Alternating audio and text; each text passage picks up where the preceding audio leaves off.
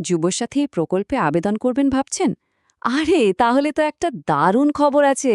জানেন কি, এখন থেকে এই পুরো আবেদন প্রক্রিয়াটা কিন্তু হয়ে গেছে অনেক অনেক সহজ। তো চলুন আর দেরি না করে জেনে নেওয়া যাক ঠিক কিভাবে এই কাজটা করতে হবে। হ্যাঁ, ঠিকই দেখছেন।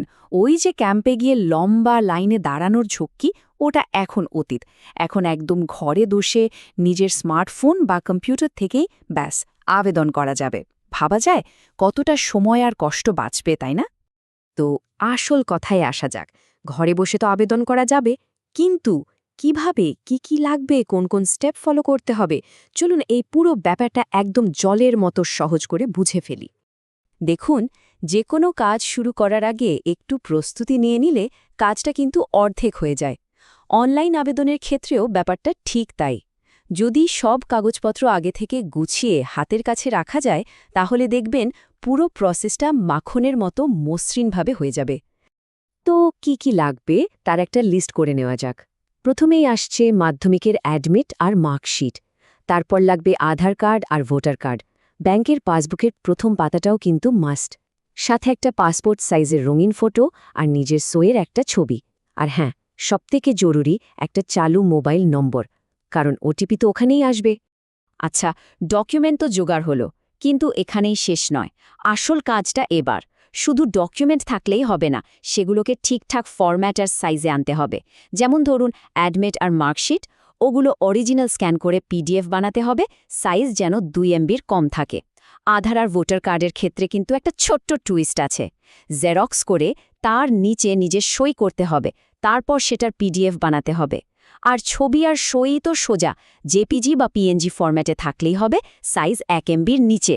এই জায়গাটা কিন্তু খুব মন দিয়ে করতে হবে। তো প্রস্তুতি পর্ব শেষ। এবার আমরা সরাসরি চলে যাব ফর্ম ফিল আপে। আর ভাববেন না যে এটা খুব কঠিন কিছু। পুরো ব্যাপারটা মাত্র 3টে সহজ ধাপে ভাগ করা হয়েছে। মাত্র 3টে ধাপ, ব্যাস। যেই না মোবাইল নম্বর আর ওটিপি দিয়ে পোর্টালে ঢুকবেন, এই 3টে ধাপ চোখের সামনে চলে আসবে। স্টেপ 1, নিজের বেসিক ডিটেলসগুলো দিয়ে দিন। স্টেপ 2, একটু আগে যে ডকুমেন্টগুলো রেডি করলেন সেগুলো আপলোড করুন। আর স্টেপ 3, সব মিলিয়ে ফাইনাল সাবমিট করে দিন। কি সহজ না? তাহলে প্রথম ধাপে আসি। এখানে নিজের নাম, ঠিকানা, বাবার নাম, এ ধরনের ব্যক্তিগত তথ্যগুলো দিতে হবে। সাথে যোগাযোগের জন্য ঠিকানা আর ব্যাংকের ডিটেলস। এখানে কিন্তু একটুও তাড়াহুড়ো করা চলবে না। প্রত্যেকটা তথ্য খুব সাবধানে ফিল আপ করতে হবে। এই বেসিক ডিটেলস ভরার সময় কয়েকটা জিনিস কিন্তু মাথায় গেঁথে নিতে হবে। যেমন নামটা কিন্তু হুবহু মাধ্যমিক সার্টিফিকেটে যা আছে তাই লিখতে হবে, এক বর্ণ এদিক ওদিক নয়। বয়স হতে হবে 21 থেকে 40-এর মধ্যে। আর সবচেয়ে সবচেয়ে জরুরি বিষয়টা হলো, যে ব্যাংক অ্যাকাউন্টের ডিটেলস দিচ্ছেন সেটা যেন অবশ্যই আধার লিঙ্কড হয়। এটা না হলে কিন্তু টাকা ঢুকবে না। আর হ্যাঁ, লক্ষ্মীর ভাণ্ডারের মতো কোনো সরকারি প্রকল্পের সুবিধা পেলে কিন্তু আবেদন করা যাবে না, তবে স্কলারশিপ পেলে কোনো অসুবিধা নেই। এইবার আসছি দ্বিতীয় ধাপে, মানে ডকুমেন্ট আপলোডের পালায়। যেহেতু ডকুমেন্টগুলো আমরা আগেই রেডি করে রেখেছি, তাই এই ধাপটা একদম সহজ। অ্যাডমিটের জায়গায় অ্যাডমিটের ফাইল, আধারের জায়গায় আধারের ফাইল, শুধু সঠিক ফাইলটা বেছে আপলোড করে দিলেই হলো। একটু খেয়াল রাখলেই এখানে ভুলের কোনো জায়গাই নেই। আর আমরা পৌঁছে গেছি একদম শেষ ধাপে, ফাইনাল সাবমিট।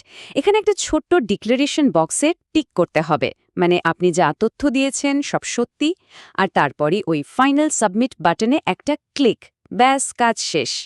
তবে দাঁড়ান, ওই ফাইনাল ক্লিকটা করার আগে আমার অনুরোধ, দয়া করে একবার পুরো ফর্মটা ভালো করে দেখে নেবেন। একবার সাবমিট হয়ে গেলে কিন্তু আর বদলানো যাবে না। তো আবেদন তো জমা হয়ে গেল, কিন্তু কাজ কি এখানেই শেষ? না, একদমই না।